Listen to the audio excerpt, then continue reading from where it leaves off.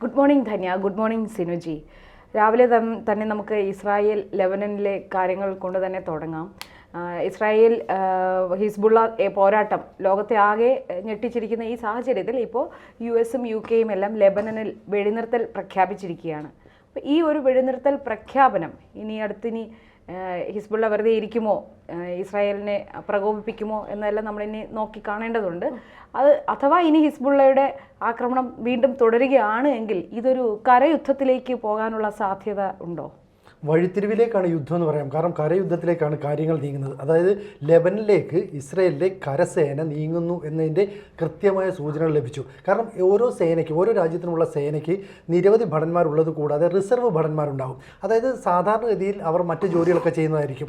നിർബന്ധിത സൈനിക സേവനമുള്ള ഇസ്രയേലിൽ അത്തരം സൈനിക സേവനമൊക്കെ പരിശീലിച്ച അവർ മറ്റ് ജോലികളിലൊക്കെ ഇപ്പം തിരിഞ്ഞിരിക്കുകയാണ്. അവരെ എല്ലാം തന്നെ തിരിച്ചു വിളിച്ചിരിക്കുന്നു. എന്നാൽ റിസർവ് സേനയെ ഇങ്ങനെ തിരിച്ചു പിടിക്കണമെങ്കിൽ യുദ്ധം ആസന്നമാകുന്ന ഒരു സാഹചര്യത്തിൽ മാത്രമാണ്. ഏറ്റവും ഒടുവിൽ ഹിസ്ബുള്ള വ്യക്തമാക്കിയിരിക്കുന്നത് തങ്ങളുടെ റോക്കറ്റ് സേനയുടെ കമാൻഡറായ ഇബ്രാഹിം മുഹമ്മദ് ഖുബൈസി മരിച്ചു എന്ന് അവർ സ്ഥിരീകരിച്ചു. അപ്പോൾ ഇബ്രാഹിം മുഹമ്മദ് ഖുബൈസി എന്ന് പറയുന്നത് 1980-കളിൽ ഈ ഹിസ്ബുള്ളയുടെ ഈ റോക്കറ്റ് ആക്രമണത്തിൻ്റെ ചുമതല ഏറ്റെടുത്തയാളാണ്. അങ്ങനെ ഘട്ടം ഘട്ടമായി അദ്ദേഹം ഉയർന്നു വരികയും ഹിസ്ബുള്ളയുടെ ഉന്നത നേതാക്കളുമായി നല്ല ബന്ധം പുലർത്തുകയും ചെയ്തു. അദ്ദേഹത്തെയാണ് കഴിഞ്ഞ ദിവസം ഈ പറയുന്ന ഇസ്രായേലിൻ്റെ സേന വധിച്ചത്. അപ്പം ഈ ആക്രമണത്തിന് ഒരു പ്രത്യാക്രമണം അല്ലെ തിരിച്ചടി കൊടുക്കണമെന്ന് ഹിസ്ബുള്ള ആഗ്രഹിക്കാറുണ്ട്. അതിൻ്റെ അടിസ്ഥാനത്തിൽ ഹിസ്ബുള്ള അങ്ങോട്ടേക്ക് ആക്രമണം നടത്തി. ഈ ആക്രമണം എന്ന് പറയുന്നത് ഇസ്രായേലിൻ്റെ തലസ്ഥാനമായ ടെൽ അവീവിലേക്കായിരുന്നു. എന്നാൽ അവരുടെ അയൺ ഡോം ഉപയോഗിച്ച് ഈ ആക്രമണത്തെ അവർ ചെറുത്തു, അല്ലെങ്കിൽ റോക്കറ്റ് ആക്രമണത്തെ അവർ പ്രതിരോധിച്ചു. പക്ഷേ ഇതാദ്യമായിട്ടാണ് ഇസ്രായേലിൻ്റെ തലസ്ഥാനത്തേക്ക് ഒരു റോക്കറ്റ് ആക്രമണം നടത്തുന്നത് എന്ന് ഇസ്രായേൽ സ്ഥിരീകരിച്ചതോടെ യുദ്ധം നമ്മൾ പ്രതീക്ഷിക്കാത്ത തലങ്ങളിലേക്ക് മാറുമെന്ന് ഏതാണ്ട് ഉറപ്പായി കഴിഞ്ഞു. കാരണം ഞങ്ങളെ ഈ ആക്രമിച്ചതിന് പകരം തിരിച്ചടി നൽകുമെന്ന് പറഞ്ഞ് ബുധനാഴ്ച വീണ്ടും ഇസ്രായേൽ തുടർച്ചയായി ലെബനനിലേക്ക് ആക്രമണം നടത്തി. ലെബനൻ്റെ തലസ്ഥാനത്ത് ഉൾപ്പെടെ നടത്തിയ ആക്രമണത്തിൽ 50 പേരാണ് കൊല്ലപ്പെട്ടത്, 220 പേർക്ക് പരിക്കേറ്റു. അപ്പോൾ മൊത്തം മരണസംഖ്യ, അതായത് തിങ്കൾ, ചൊവ്വ, ബുധൻ ദിവസങ്ങളിലായി ഇസ്രായേൽ ആക്രമണത്തിൽ കൊല്ലപ്പെട്ടവരുടെ എണ്ണം 600-നും 650-നും ഇടയിലെത്തിയിരിക്കുകയാണ്. പരിക്കേറ്റവരുടെ എണ്ണം എടുത്താൽ ഏതാണ്ട് അത് 3000-ന് മുകളിലെത്തിയിരിക്കുന്നു. അപ്പം സ്ത്രീകളും കുട്ടികളും അടക്കം ലെബനനിലെ സാധാരണക്കാരായ നിരവധി ആളുകളും ഈ ഹിസ്ബുള്ള ഭീകരർക്കൊപ്പം കൊല്ലപ്പെട്ടു. അപ്പം യുദ്ധം അതിൻ്റെ എല്ലാ രൂക്ഷതയോടും കൂടി പ്രതിഫലിക്കാൻ പോകുന്നു. ഇറാൻ്റെ പരമോന്നത നേതാവുണ്ട് ആയത്തുള്ള അലി ഖമേനി. അദ്ദേഹം പറഞ്ഞത് ഞങ്ങൾ എല്ലാ പിന്തുണയും ലെബനന് നൽകുന്നുണ്ട്, ഞങ്ങളുടെ പരോക്ഷമായ അല്ല പ്രത്യക്ഷമായ പിന്തുണ തന്നെയുണ്ട് എന്ന് പറഞ്ഞാൽ ഇറാൻ ആയുധ സഹായവും ആൾ സഹായവും ഒക്കെ ഹിസ്ബുള്ളയ്ക്ക് നൽകുമെന്ന് അവർ വ്യക്തമാക്കി കഴിഞ്ഞു. നിലവിൽ ഇറാൻ്റെ കൂലിപ്പട്ടാളമാണ് ഈ ഹിസ്ബുള്ള എന്ന് പറയുന്നത്. ഒപ്പം ഈ അമേരിക്കയും റഷ്യയും ഒക്കെ ഇനി എന്ത് നിലപാടെടുക്കുമെന്നുള്ളത് നമ്മൾ കാത്തിരിക്കണം. അമേരിക്ക നേരത്തെ തന്നെ ഇസ്രായേലിനെ സഹായിക്കാനായിട്ട് കരസേന ഒരു ഭാഗത്തേക്ക് വിന്യസിച്ചിട്ടുണ്ട്. ഇതെല്ലാം കൂട്ടിക്കലർത്തി നോക്കിയാൽ കരയുദ്ധം ആസന്നമായി തന്നെ നമുക്ക് വ്യക്തമാവും. തീർച്ചയായിട്ടും ഇപ്പോൾ ലെബനനിൽ ഇസ്രായേൽ ആക്രമണത്തിൽ 51 പേർ മരണപ്പെട്ടു എന്ന് നേരത്തെ സുനിജി തന്നെ വ്യക്തമാക്കി.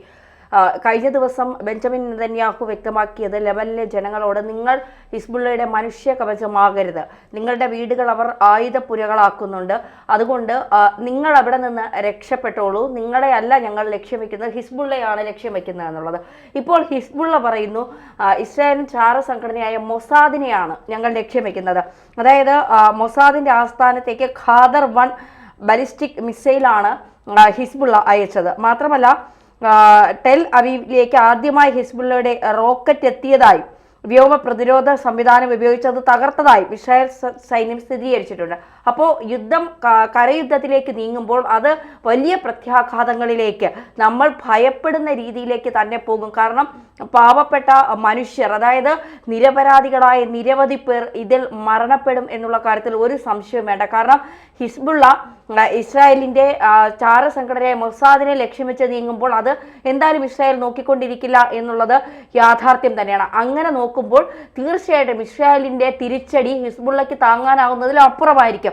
അപ്പോൾ ഹിസ്ബുള്ളയ്ക്ക് മാത്രമല്ല അവിടെ ക്ഷതമേൽക്കുന്നത്, അവിടെ ലെബനനിലെ പാവപ്പെട്ട ജനങ്ങൾക്ക് കൂടി ഏറെ ബുദ്ധിമുട്ട് അനുഭവിക്കും. കാരണം അവർ എങ്ങോട്ട് പോകാനാണ്, അവർ ജീവിതത്തിൽ വഴിമുട്ടി നിൽക്കുന്ന ഒരു സാഹചര്യമാണ് നമുക്ക് കാണാൻ സാധിക്കുന്നത്. എന്തായാലും ഈ ഒരു സാഹചര്യത്തിൽ ഇപ്പോൾ സൈനികരോട് കരയുദ്ധത്തിന് സജ്ജമാകാൻ ഇസ്രായേൽ നിർദ്ദേശിക്കുന്നു.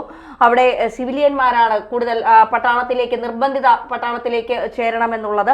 അപ്പോൾ അത്തരം സാഹചര്യങ്ങളൊക്കെ നിലനിൽക്കുമ്പോൾ ഏത് തരത്തിലുള്ള സജ്ജരായിരിക്കാൻ ഇസ്രായേൽ ആവശ്യപ്പെടുമ്പോൾ നമ്മൾ ഭയപ്പെടണ്ടേ? തീർച്ചയായിട്ടും. കാരണം ഞാൻ നേരത്തെ സൂചിപ്പിച്ച പോലെ ഇസ്രായേലിൻ്റെ ജനങ്ങളെല്ലാം തന്നെ നിർബന്ധിത സൈനിക സേവനത്തിന് അവർ തയ്യാറാണ്. മാത്രമല്ല ഇസ്രായേൽ ജനത എന്ന് പറയുന്നത് ലോകത്തിലെ മറ്റേത് ജനതയെക്കാളും ദേശസ്നേഹം കൂടുതലുള്ളവരാണെന്ന് അവർ തന്നെ അവകാശപ്പെടുന്നു. അപ്പോൾ മറ്റ് രാജ്യങ്ങളിൽ ജോലി ചെയ്യുന്നവർ ഉൾപ്പെടെ ഇപ്പോൾ ഇസ്രായേലിലേക്ക് കൂടുതലായിട്ട് വരുന്നതിൻ്റെ കാരണം എന്തെങ്കിലും ഒരാവശ്യം രാജ്യത്തിനുണ്ടായാൽ തങ്ങളുണ്ട് മുന്നിൽ എന്ന് കൃത്യമായ നിർദ്ദേശം നൽകാൻ വേണ്ടിയിട്ടാണ്.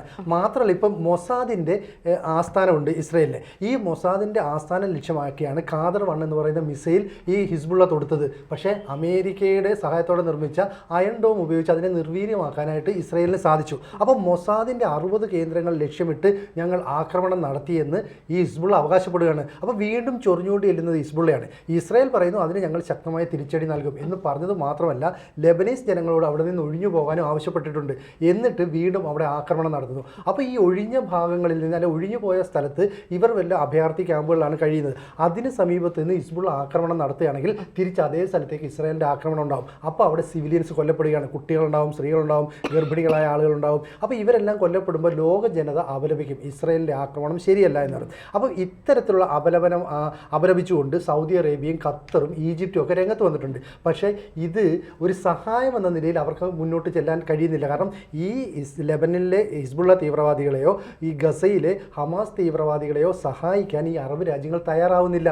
അപ്പോൾ അറബ് രാജ്യങ്ങൾ പറയുന്നു ഞങ്ങൾക്ക് ഇതിൽ വിഷമമുണ്ട്, സങ്കടമുണ്ട്, പക്ഷേ നിങ്ങളാരും ഇങ്ങോട്ട് വരണ്ട. അപ്പം പലായനം ചെയ്യുന്ന അഭയാർത്ഥികളായ ആളുകൾക്ക് അഭയം കൊടുക്കാൻ ഈ രാജ്യങ്ങളൊന്നും തയ്യാറാകുന്നില്ല. ഒപ്പം ഇസ്രയേൽ ദ്വിമുഖ പോരാട്ടം തുടരുകയാണ് എന്ന് പറഞ്ഞാൽ ഒരേ സമയം ഹമാസിനെ തീർക്കാൻ ശ്രമിക്കുന്നു, മറ്റേ സ്ഥലത്തൂടെ ഈ ഹിസ്ബുള്ളയുടെ ലീഡേഴ്സ്. അപ്പോൾ ഹിസ്ബുള്ളയുടെ ലീഡേഴ്സിനെ മുഴുവൻ തീർത്തു. ഇവർ പറഞ്ഞില്ലേ റോക്കറ്റ് ആക്രമണത്തിൻ്റെ ചുക്കാൻ വഹിച്ച കുബൈസി, ഇദ്ദേഹം കുറേ ആക്രമണങ്ങൾക്ക് നേതൃത്വം വഹിച്ചാണ്. അതുകൊണ്ട് അദ്ദേഹത്തെ ലക്ഷ്യമിട്ട് ഈ ഭീകരനെ ലക്ഷ്യമിട്ടുകൊണ്ട് ഇസ്രായേൽ നടത്തിയ ആക്രമണത്തിലാണ് അയാൾ കൊല്ലപ്പെടുന്നത്.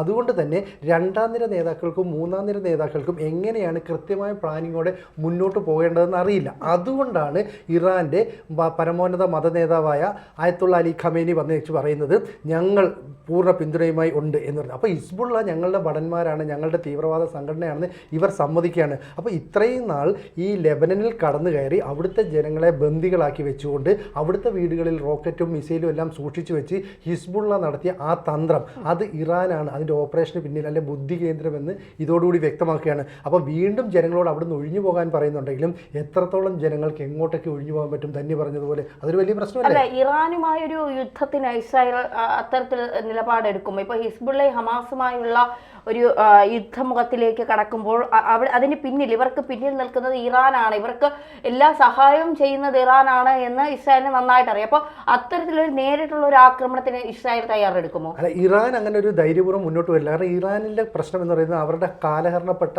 യുദ്ധോപകരണങ്ങൾ ആയുധങ്ങളൊക്കെയാണ്. കാരണം എന്ന് പറഞ്ഞാൽ ഇറാൻ ആറ്റം ബോംബ് നിർമ്മിക്കാനായിട്ട് തീരുമാനിച്ചപ്പോൾ മുതൽ അമേരിക്ക അവർക്ക് ഉപരോധം ഏർപ്പെടുത്തി. അതോടുകൂടി അവർക്ക് പല കാര്യങ്ങളിലും നിയന്ത്രണം വന്നു. ഇപ്പോൾ അവരുടെ ഒരു പ്രധാന വരുമാന മാർഗ്ഗം എന്ന് പറയുന്നത് പാകിസ്ഥാനിലേക്ക് എണ്ണയും അതുപോലെ തന്നെ ഗ്യാസും ഒക്കെ കടത്തി രഹസ്യമായി കിട്ടുന്ന പണമാണ്. മറ്റ് രാജ്യങ്ങളൊക്കെ ഉപരോധം ഏർപ്പെടുത്തുമ്പോൾ രഹസ്യമായി ഈ എണ്ണയൊക്കെ കിട്ടുന്ന പണം ഉപയോഗിച്ച് ആയുധങ്ങൾ വാങ്ങിച്ച് അവരുടെ ആർമിയെ ശക്തിപ്പെടുത്താനൊന്നും അവർക്ക് കഴിയില്ല. എങ്കിലും ഞങ്ങൾ ശക്തരാണ്, ഹിസ്ബുള്ളയുടെ കൂടെ ഞങ്ങളുണ്ടെന്നൊക്കെ പറഞ്ഞിട്ട് മസിൽ പിടിച്ച് പറയാൻ പറ്റും. പക്ഷേ ഇസ്രായേലിനറിയാം അത്രയ്ക്ക് വലിയ ശക്തിയൊന്നുമില്ല. ഇനി ഏതെങ്കിലും കാരണവശാൽ ഇറാൻ യുദ്ധമുഖത്തേക്ക് രംഗപ്രവേശം ചെയ്താൽ അമേരിക്കയായിരിക്കും അവരെ നേരിടാനായിട്ട് വരിക. കാരണം ഇസ്രായേലിൻ്റെ എക്കാലത്തെയും പിന്നിലെ ശക്തി എന്ന് പറയുന്നത് അമേരിക്കയാണ്. അപ്പോൾ അമേരിക്ക അത്യാധുനിക ആയുധങ്ങളുമൊക്കെ ആയിട്ട് യുദ്ധോപകരണങ്ങളുമൊക്കെ ആയിട്ട് ഇസ്രായേലിനെ സഹായിക്കാനായിട്ട് വരും. മാത്രമല്ല ലോകത്തിൽ തന്നെ ഏറ്റവും വലിയ നമ്പർ 1 വ്യോമസേന എന്ന് പറയുന്നത് ഇസ്രായേലിൻ്റെയാണ്. അപ്പോൾ 100-150 വിമാനങ്ങൾ ഒന്നിച്ചെത്തി ആക്രമണം നടത്താൻ കഴിയുന്ന തരത്തിൽ തന്ത്രങ്ങൾ ആവിഷ്കരിക്കാൻ എല്ലായ്പ്പോഴും ഇസ്രായേലിന് സാധിച്ചിട്ടുണ്ട്. അത്തരത്തിലൊരു യുദ്ധത്തിലേക്ക് കാര്യങ്ങൾ നീങ്ങിയില്ല. അപ്പോൾ കരസേന ടാങ്കുകളുമൊക്കെ ആയിട്ട് ഈ പറയുന്ന ലെബനനിലേക്ക് നീങ്ങുകയാണെങ്കിൽ പിന്തുണയുമായി ഈ പോർ വിമാനങ്ങൾ വ്യോമസേന എത്തും. ഒപ്പം അമേരിക്കയുടെ സേന ഈ പശ്ചിമേഷ്യയുടെ വിവിധ ഭാഗങ്ങളിലായിട്ട് നിലയുറപ്പിച്ചിട്ടുണ്ട്, അവരും സഹായത്തിനായി എത്തും. മാത്രമല്ല അമേരിക്കയുടെ പടക്കപ്പലുകൾ പലയിടത്തും സമുദ്രത്തിലായി നിലയുറപ്പിച്ചിട്ടുണ്ട്.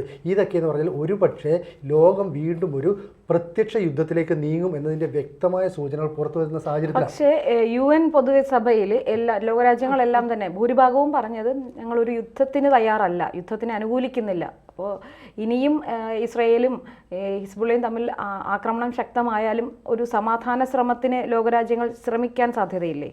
അല്ല, ലോകരാജ്യങ്ങൾ എല്ലായ്പ്പോഴും ശ്രമിക്കുന്നുണ്ട്. ഇപ്പോൾ UN എന്ന് പറയുന്ന ഐക്യരാഷ്ട്ര സംഘടന ഈ യുദ്ധം മുന്നോട്ട് കൊണ്ടുപോകരുത്, നിങ്ങൾ യുദ്ധം നിർത്തണം, ഇസ്രായേലെ നിങ്ങൾക്ക് അടി കിട്ടും എന്നൊക്കെ പറഞ്ഞ് ഭീഷണിപ്പെടുന്നു. ഇസ്രായേൽ പറഞ്ഞു ഓ ശരി ഞങ്ങൾ കേട്ടു, എന്നിട്ട് ഇസ്രായേൽ വീണ്ടും അടിക്കുന്നു. അല്ല, പക്ഷെ അവർക്ക് ഈ ഇറാനിനോടും ഹിസ്ബുള്ള, ഹമാസ് ഇവരെ നിയന്ത്രിക്കാൻ എന്തെങ്കിലും ചെയ്യാനാകും? അങ്ങനെ പറ്റില്ല. കാരണം ഹിസ്ബുള്ള എന്ന് പറയുന്നതും ഹമാസ് എന്ന് പറയുന്നതും ഭീകര സംഘടനകളാണ്. ഈ രണ്ട് സംഘടനകളും രണ്ട് രാജ്യങ്ങളിലേക്ക് നുഴഞ്ഞു കയറി അവിടുത്തെ ജനങ്ങളെ ബന്ദികളാക്കി വെച്ച് അവിടുത്തെ ഭരണം കൈയാളുകയാണ്. അപ്പം നമ്മളിപ്പോൾ ഒരു പഞ്ചായത്ത് ഭരിക്കുന്നത് നമ്മൾ തിരഞ്ഞെടുക്കപ്പെട്ട ജനപ്രതിനിധികളാണെങ്കിൽ അവിടേക്ക് ഒരു ഭീകരവാദികൾ വന്ന് നമ്മളെ തോക്കിൻ്റെ മുന്നിൽ നിർത്തിയിട്ട് ഞങ്ങൾ പറയുന്നത് അനുസരിക്കണമെന്ന് പറയാൻ എന്താ അവസ്ഥ? അപ്പോൾ ഇത്തരത്തിലുള്ള ഈ ഭീകര സംഘടനകൾക്ക് ലെബനൻ പിന്തുണ നൽകി, ഒപ്പം ഈ പലസ്തീനും പിന്തുണ നൽകി. അതുകൊണ്ടാണ് ഈ ഭീകര സംഘടനകൾ വളർന്നത്. ഒപ്പം ഇറാൻ്റെ പരോക്ഷമായ പിന്തുണയുമുണ്ട്. ഇത് കൃത്യമായി മനസ്സിലാക്കി ഇസ്രായേൽ പറയുന്നു, എന്തായാലും ഈ വർഷം അവസാനിക്കുമ്പോഴേക്ക് ഞങ്ങൾ ഈ പറയുന്ന ഭീകരന്മാരെ പൂർണ്ണമായും തുടച്ചു നീക്കും. ഒപ്പം ഇസ്രായേൽ എന്ന് പറയുന്ന രാജ്യത്തിൻ്റെ വിസ്തൃതി വർദ്ധിപ്പിക്കും. എങ്ങനെയാണ്? ലെബനനെ ആക്രമിച്ചു കഴിഞ്ഞാൽ അവിടുത്തെ സേന, അവിടുത്തെ ജനങ്ങളൊക്കെ ഓടിപ്പോകുമല്ലോ, ആ ഭാഗം ഇസ്രായേലിനോട് കൂടി ചേർക്കും. ഈ ഹമാസ് നിൽക്കുന്ന പാലസ്തീൻ്റെ കുറേ മേഖലയുണ്ട്, ഈ ഈജിപ്തിൻ്റെയൊക്കെ കവാടം, ആ ഭാഗങ്ങളിലേക്ക് ഈജിപ്തിലേക്ക് പിന്നെയും കടന്നു കയറും. കാരണം മുമ്പും ഇങ്ങനെ ഈജിപ്തിലേക്ക് കടന്നു കയറിയ സ്ഥലങ്ങൾ പിടിച്ചിട്ടുണ്ട്. അങ്ങനെ 17 യുദ്ധങ്ങളെ നേരിട്ട അനുഭവമുണ്ട് ഇസ്രായേലിന് ഇത്രയും കാലത്തിനുള്ളിൽ. ഈ 17 യുദ്ധങ്ങളിൽ ഒരിക്കൽ പോലും ഇസ്രായേൽ പരാജയപ്പെട്ടിട്ടില്ല. അപ്പോൾ അവരുടെ സൈനിക ശക്തി എത്ര വലുതാണ്, അവരുടെ ടെക്നോളജി എത്ര വലുതാണ്. അപ്പോൾ ആധുനിക സാങ്കേതിക വിദ്യകൾ കൃത്യമായി ഉപയോഗിക്കാൻ കഴിയുന്ന ഇസ്രായേൽ ഒരു കരയുദ്ധവുമായി ലെബനനിലേക്ക് നീങ്ങുകയാണെങ്കിൽ ലോകം മറ്റൊരു എന്താ പറയുക വേൾഡ് വാറിലേക്ക് നീങ്ങുകയാണ് എന്ന് നമുക്ക് അനുമാനിക്കേണ്ടി വരും. തീർച്ചയായും.